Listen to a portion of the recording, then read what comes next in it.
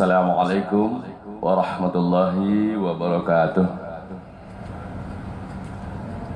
Alhamdulillah wassalatu wassalamu ala rasulillah.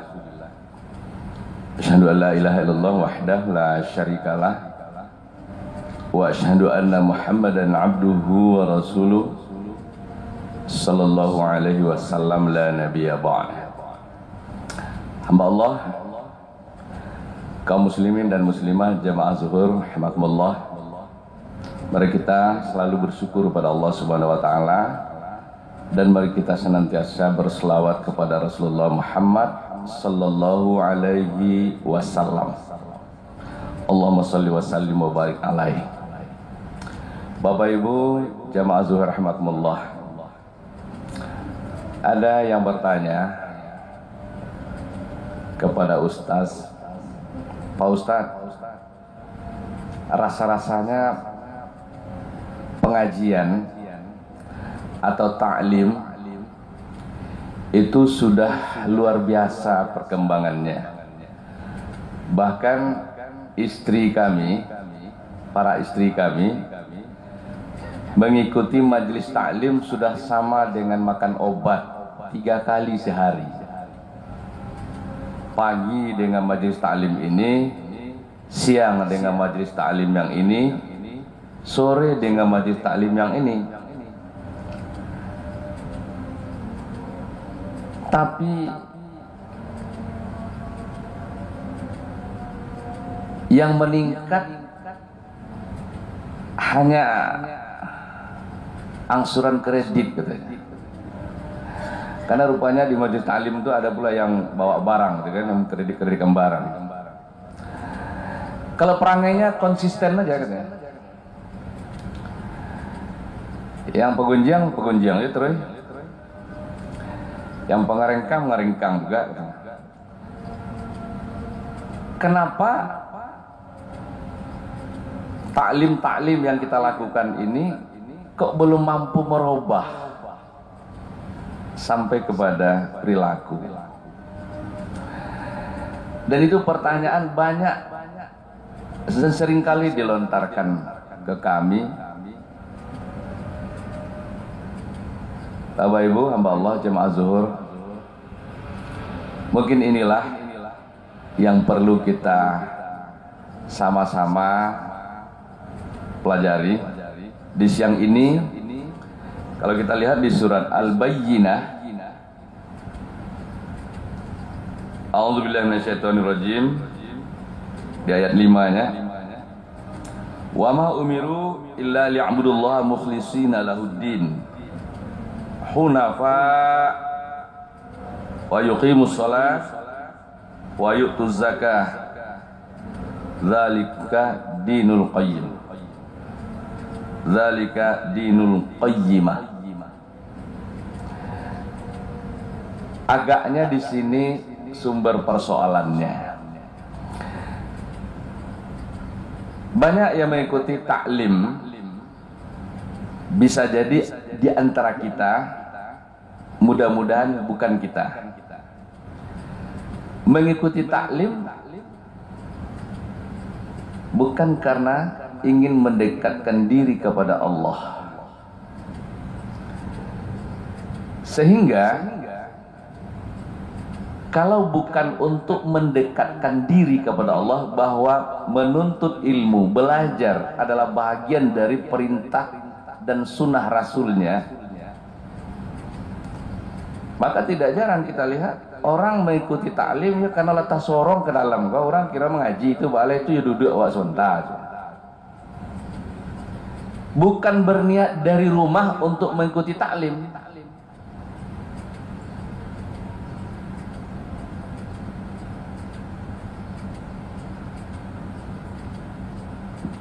Bapak Ibu, kita lihat perkembangan umat kita dari tahun ke tahun pasca Ramadan. Di mana-mana ketika ditanyakan, Bapak kemarin ramai mana sholat subuh berjamaah daripada sholat id berjamaah di sini? Semuanya menjawab ramai sholat id, Ustaz. Sholat id hukumnya apa? Sunan. Salat subuh wajib. Kira-kira yang diperintahkan untuk berjamaah, kalau untuk sholat id, siapa yang memanggil-manggil kita untuk datang? Panitia. Bapak-bapak, ibu-ibu, kaum muslimin dan muslimat yang akan merayakan Idul Fitri hari ini, marilah kita segera datang ke masjid atau ke lapangan. Sholat akan kita mulai jam 7.30 WIB. Tapi kalau sholat wajib, yang memanggil itu Allah melalui lisan muazin.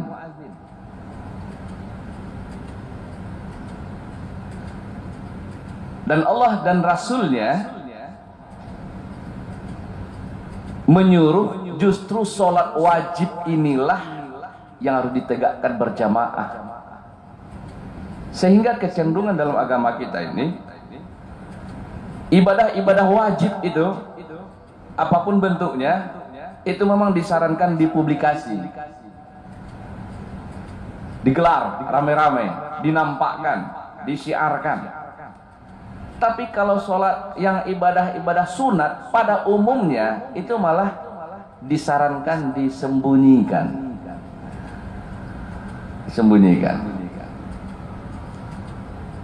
Maka kalau sholat wajib itu dihimbau melalui azan. Tapi kalau sholat sunat, Nabi cenderung sholat sunat itu di rumahnya. Mungkin ibu-ibu pernah menonton sebuah siaran, Ustadz itu berkata, satu kali si ibunya lagi sholat duha, sedang sholat, HP-nya berdering, lalu diangkat oleh anaknya yang masih TK. Assalamualaikum. Terdengar dari sana, Mama ada nak? Mama lagi sholat duha ma, katanya. Oh ya deh, nanti Mama telepon lagi ya. Begitu selesai sholat, senang sekali hati si ibu ini, karena anaknya mengabarkan kepada temannya bahwa dia sedang sholat duha. Pada hari berikutnya, si ibu terlambat sholat asar. Sudah mau maghrib, lah ngaji-ngaji orang, mungkin karena sibuk arisan dan apa-apa, dia baru sholat asar. Berdering lagi telepon, treng. Diangkat lagi oleh anaknya. Assalamualaikum. Mama ada nak?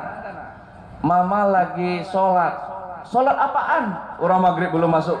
Sholat asar. Mama udah terlambat. Oh ya deh, nanti Mama telepon lagi. Si ibu yang mendengar anaknya memberitakan bahwa dia sholat asar terlambat, jadi jengkel.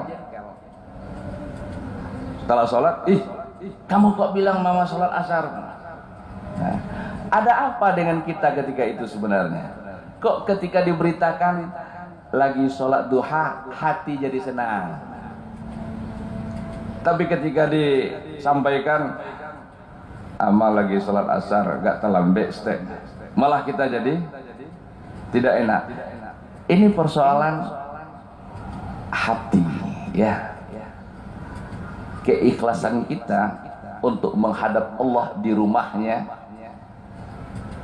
mengikuti taklim sebagai perintahnya, mungkin perlu kita perbaharui. Untuk apa kita ikuti? Untuk apa kita laksanakan? Semuanya bila dilaksanakan karena Allah, insya Allah dia akan bermanfaat dunia akhirat. Tapi kalau ini adalah bahagian dari, ya mungkin pencitraan gitu, Bapak Ibu, mana yang lebih berbahaya nanti? Yang lebih berbahaya, kelihatan cantik atau kelihatan solehah? Nah, ini ibu-ibu ini, atau kita ini laki-laki, Pak? Mana yang lebih berbahaya, kelihatan gagah atau kelihatan soleh? Yang lebih berbahaya, kira-kira gimana deh, Pak? Kalau ingin terlihat gagah, itu tidak berpengaruh sampai ke akhirat kelak, dan itu ya manusiawi. Maka orang akan menggunakan dan mengerjakan apa saja asal terlihat gagah, muda. Ya, kalau sudah mulai memutih, dicat dikit-dikit. Ya, kalau perlu makan herbal-herbalan supaya tetap prima, terlihatan kuat segala macam. Tapi kalau ingin terlihat soleh, itu sejatinya bukan soleh. Maka tiba-tiba saja ada orang yang berfoto di tahun-tahun politik ini, tiba-tiba dia berfoto seperti kiai. Padahal hari-harinya kita lihat kemusaji saja jarang, ya. Bicaranya biasanya, waduh, mohon maaf, kadang-kadang ya bicara pasaran. Tapi tiba-tiba ingin terlihat soleh.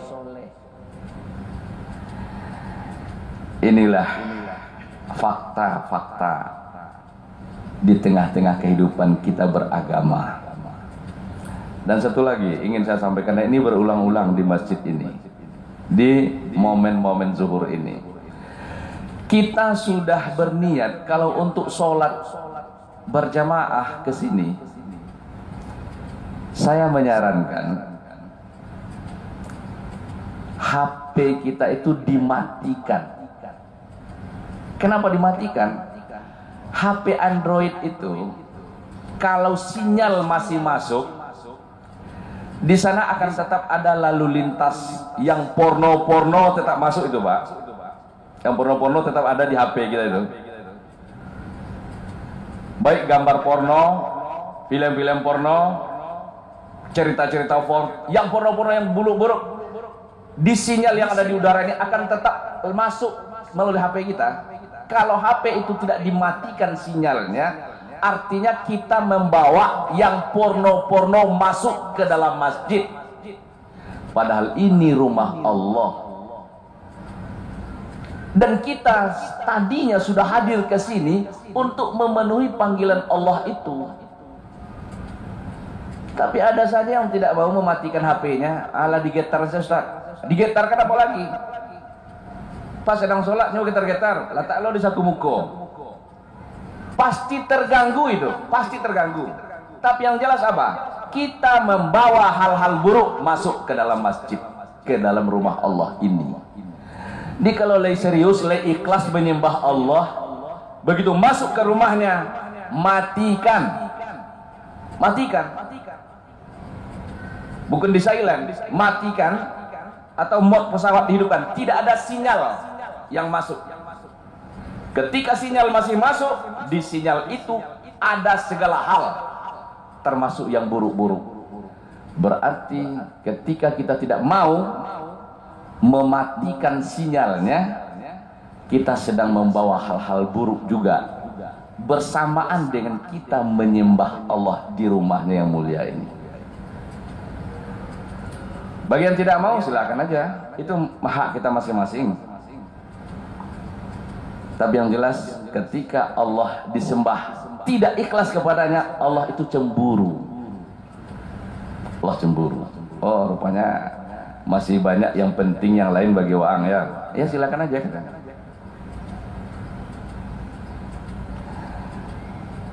Mudah-mudahan kuliah zuhur pendek ini menjadi renungan kita semua. Karena kita ingin apa yang kita lakukan sedikit atau banyak, mudah-mudahan berdampak dunia akhirat buat kehidupan dan kebaikan kita. Billahi taufiq wal hidayah. Assalamualaikum warahmatullahi wabarakatuh. Allahu akbar, Allahu akbar. Asyhadu an la ilaha illallah. Asyhadu anna Muhammadar Rasulullah. Hayya 'alas salati, hayya 'alal falah. Qad qamatis salatu, qad qamatis salat. الله أكبر لا